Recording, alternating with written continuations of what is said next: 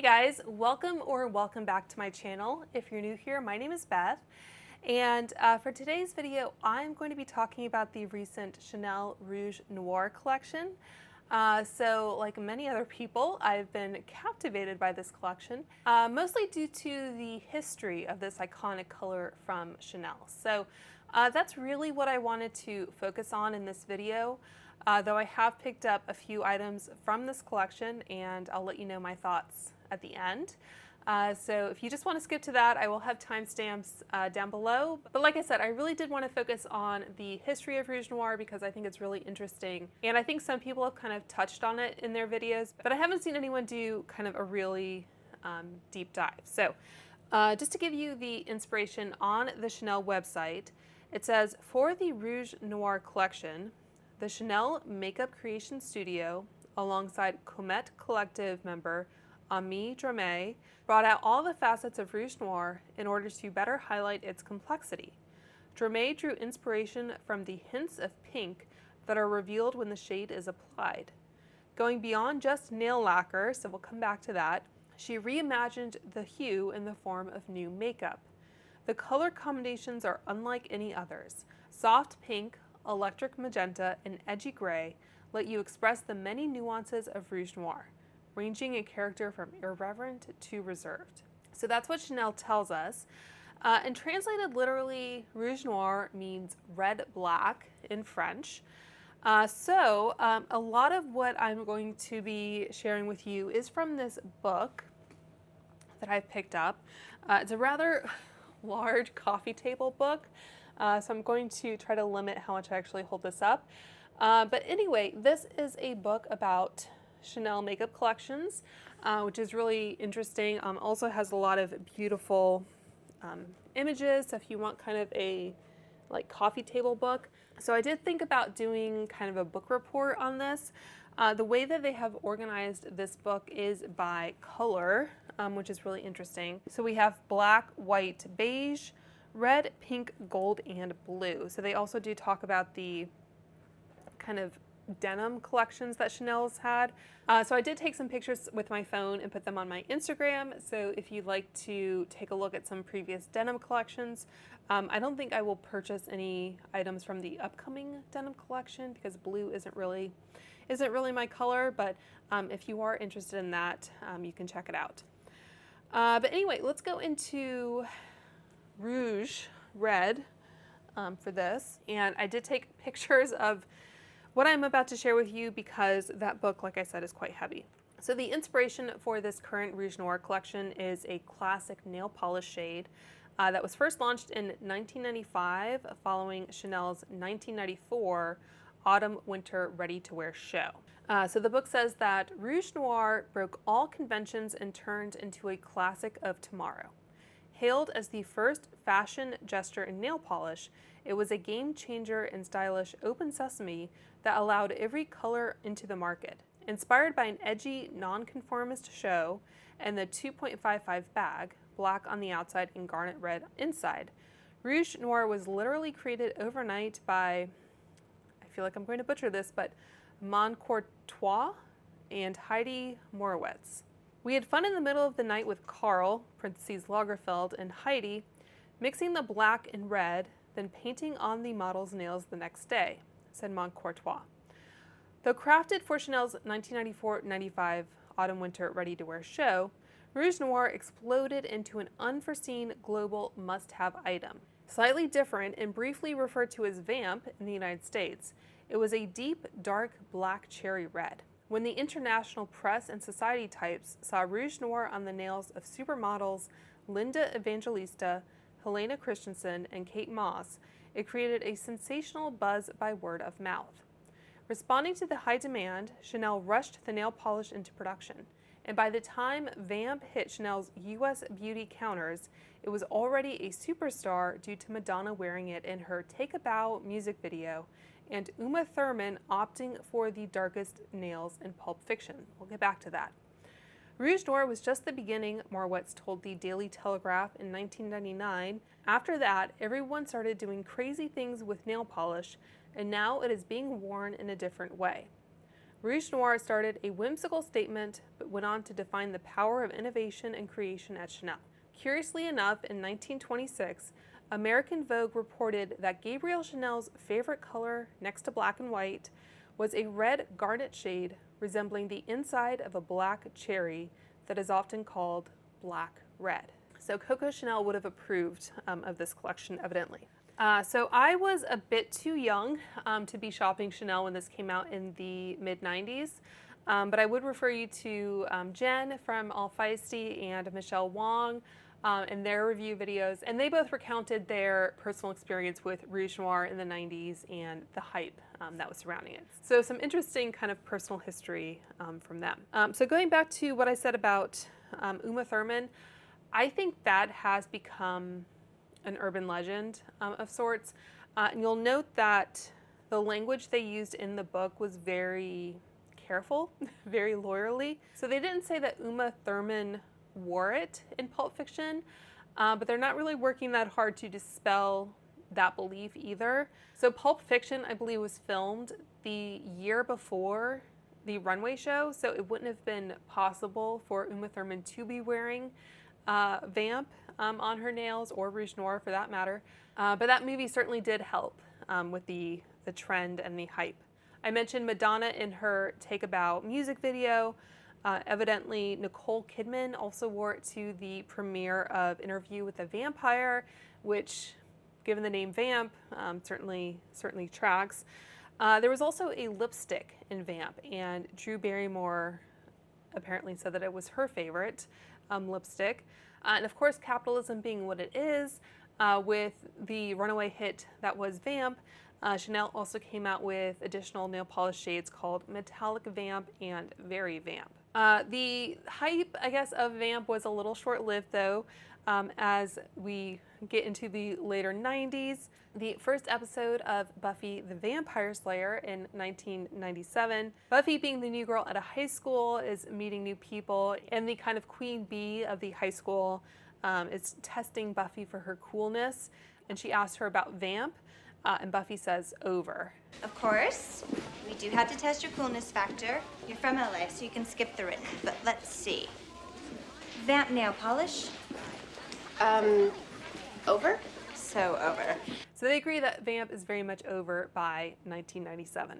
Like anything in fashion though, it is cyclical. So in 2015, Chanel actually celebrated Rouge Noir's 20th anniversary with a makeup collection called Vamp Attitude, which included eyeshadow, 2 nail polishes, and a Rouge Noir lipstick. So it is interesting that Chanel chose to release this collection this year instead of last year to kind of tie in a little bit more with the anniversary, but here we are. And I do think this collection kind of makes sense as a late winter Valentine's Day collection, so I'm on board with it. I know some people were kind of confused and thought that it was like a spring launch.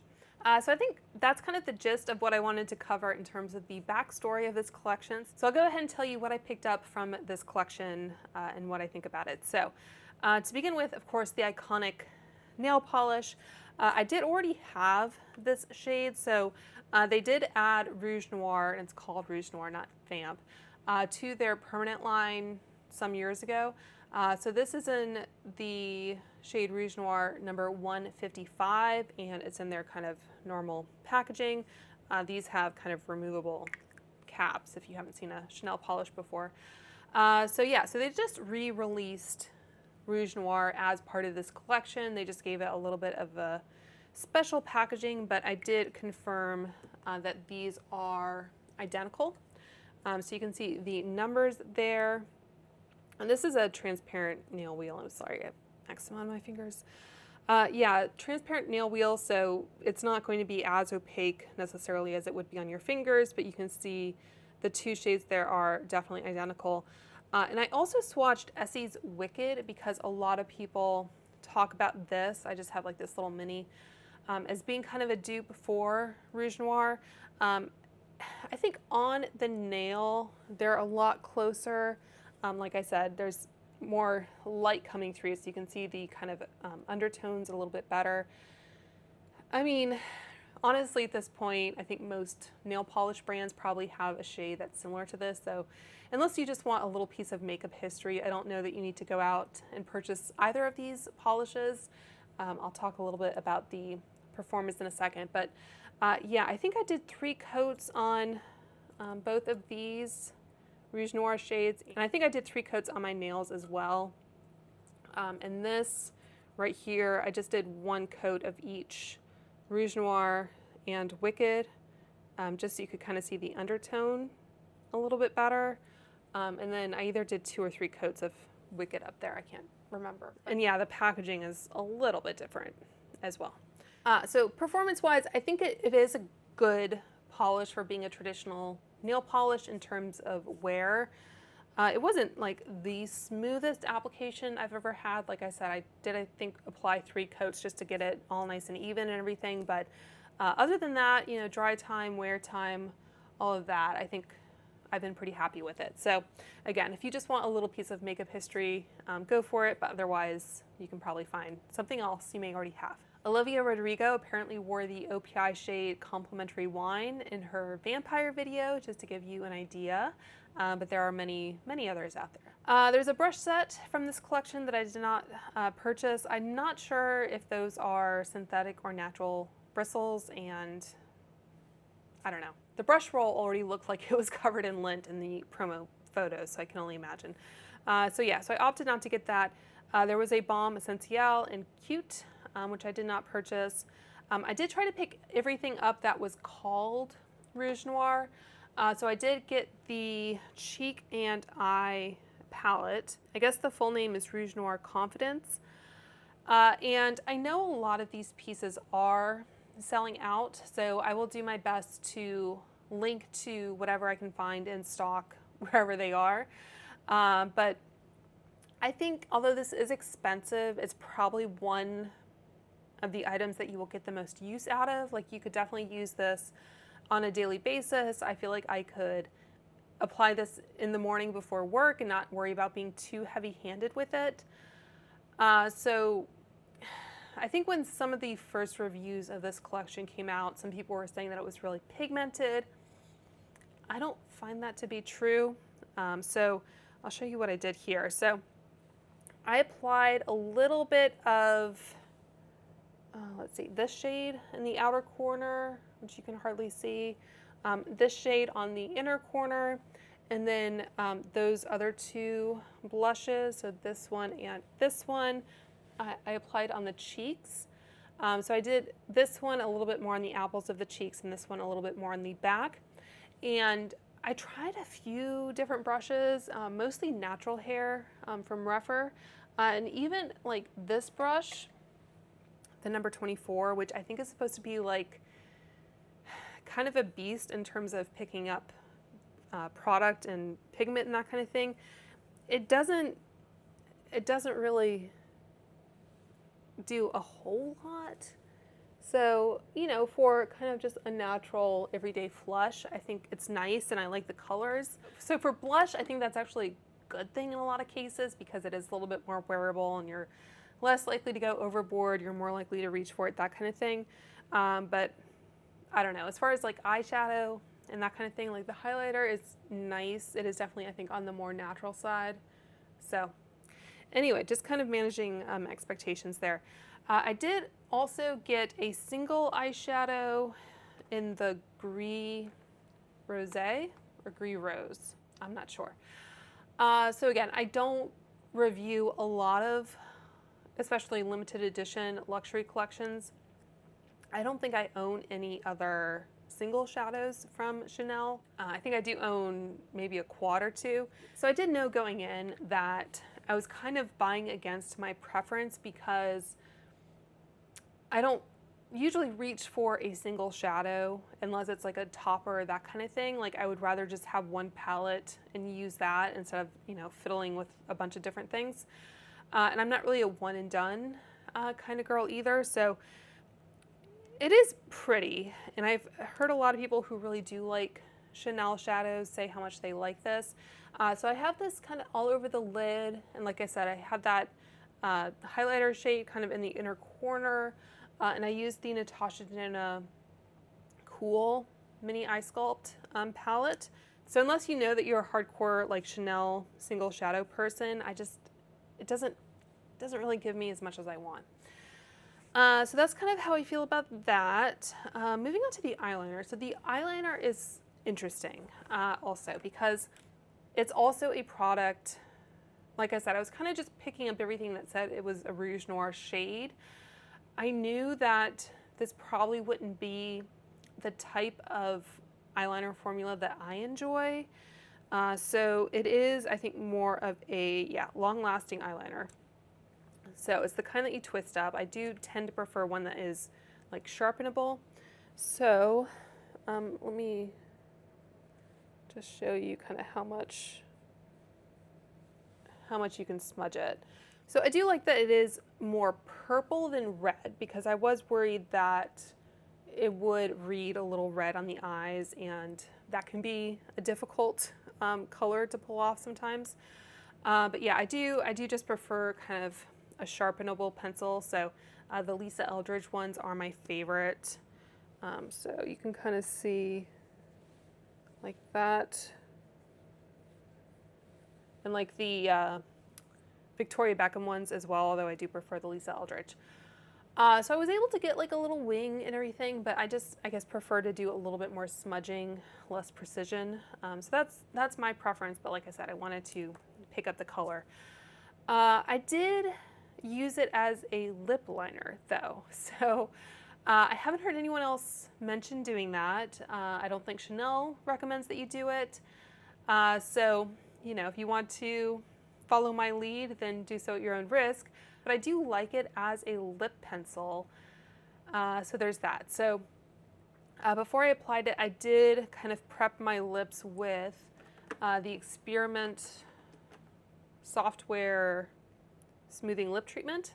I had to turn it over to get the full name. So yeah, so I did have a little bit of slip on my lips already, and I did find that this was pretty easy to apply and helped kind of give me a base for the other lip products. So again, don't know that that's something you should do, but I did like using it in that way. I also went around the outside of my lips with the Lisa Eldridge Pinpoint Concealer, which is obviously a concealer shade of pencil. So I find that that really helps kind of sharpen things up as well. So I have a little clip of what it looks like with just the lip pencil. And then I did apply the lipstick. So I got the Rouge Allure Velvet Lipstick in Rouge Noir. And in part I wanted to get this one because it did have the kind of special case in addition to being the kind of star of this collection. I just thought it was a little bit prettier than the normal one. The other two lipsticks in this collection I have looked at and thought about getting. I don't know that I will, but I've thought about it. So those I think have a black case, and Chanel is written in the Rouge Noir color as opposed to the black, which is very hard to see on this, but yeah, it's down at the bottom there.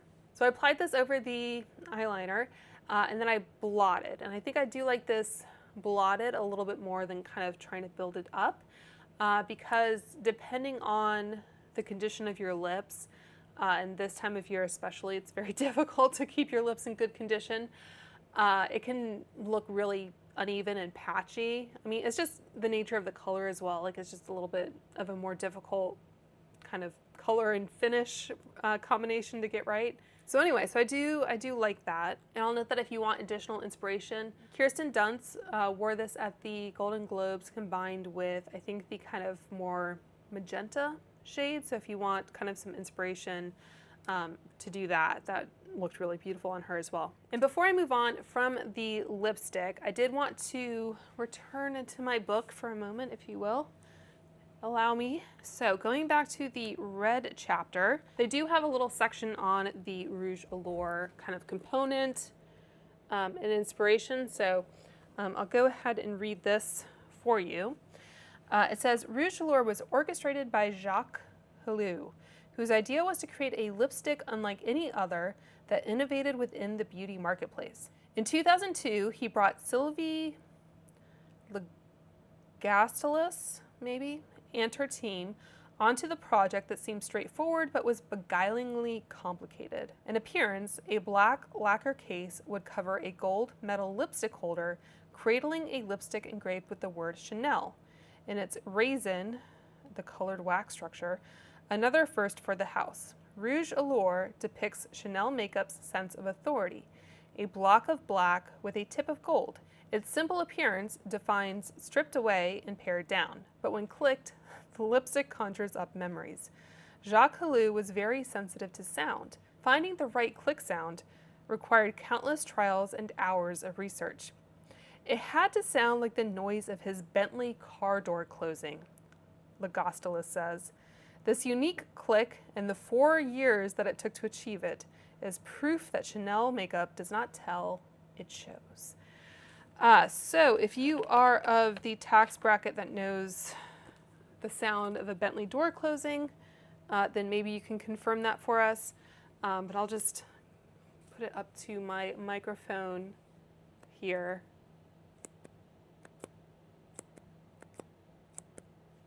And that's what it looks like. So anyway, I just found that to be kind of a interesting little anecdote. And then the last product here before I talk about the mascara is the Rouge Noir Lac in the shade Rouge Noir. So I kind of put that over the top. I don't know that those are necessarily meant to be layered in that way, but like I said, I did want to pick up what I could in the Rouge Noir color. And I was also worried that a dark matte color like the lipstick, I would need some kind of hydration or something on top to make it not look terrible. So, you know, I would say of the two, if you have the option, definitely go for the lipstick. I think it's going to have more longevity in terms of its shelf life, I guess, in terms of its wear as well. But certainly in terms of its longevity, and I don't know, I just think the packaging and everything is kind of more interesting and pretty. There's nothing wrong with this packaging. Like, it still has the nice gold and all that, but just a little bit more pared down. That's what the black on red kind of looks like, by the way. So the last thing I wanted to talk about was the mascara, and I opted not to get this in part because mascaras have probably the shortest shelf life of any makeup, really. There may be some glosses that also have like a 3 to 6 month shelf life, but certainly mascaras are up there. So I didn't necessarily want to invest in a luxury mascara that I didn't know if I would like the formula or the shade on me, if it was going to have a pretty short shelf life. I will note, however, that I have kind of changed my mind on wanting to try it, and I will routinely kind of do a Google search to see if it's in stock anywhere. Chanel keeps telling me it's in stock on like the Google search results, but then when I go to purchase it, it's always out. So I don't know that that is coming back anytime soon. There are some other like burgundy mascaras, I think, on the market now. So if you just wanted to try that kind of color and you don't care so much about it being Chanel, then you can probably find one. I'll try to list a few like suggestions or alternatives for you. But yeah, that was the kind of one thing, I guess, that got away. I do understand that that packaging, both the limited edition and the permanent, I think has the same click closure as part of its kind of packaging design, which is kind of interesting. And I also saw on the Ulta website that the permanent Chanel Noir Allure in the black shade has a touch of red in it, apparently. So they say that for the first time, Chanel infuses a mascara with an imperceptible hint of red for added depth. So I thought that was really fascinating. It's kind of Noir Rouge instead of Rouge Noir, in that now we have a mascara that is Rouge Noir, but in any case, I thought that was really interesting. So I think that's going to do it for this video. I hope you guys enjoyed hearing a little bit more in depth about the history of Rouge Noir. Let me know if you have tried anything from this collection, or if you are similarly inspired by kind of the history of some of these collections. And with all that being said, I hope you guys are doing well and staying safe, and I will talk to you soon. Bye.